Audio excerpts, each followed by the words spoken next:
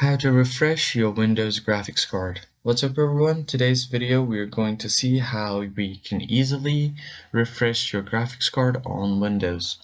There are several ways that you can refresh your graphic card in your Windows 10 and Windows 11. But before we do any of that, I want you to head down below to hit the like button on this video and subscribe to the channel as well so you don't miss out on any informative content like this. Don't forget to turn on the bell icon so you get notified about our new uploads as well. Alright, so there are several methods, but this one is going to be the most easiest. So what you can do is use the hotkey. Now, in order to use the hotkey, what you have to do is press Control, Shift, and Alt with your left hand, all three at the same time, and then press B. Once you do this, your screen will flicker and then your graphics card will be refreshed.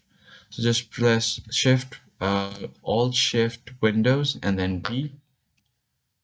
And as you can see, the screen will flicker for a bit. It's actually Alt Shift, not Alt, it's Control Shift plus Windows key and then press B. And you'll see your screen flicker and then it should refresh everything on your PC, including your graphic card. If you found the video helpful, hit the like button below and subscribe. I will see you on the next one.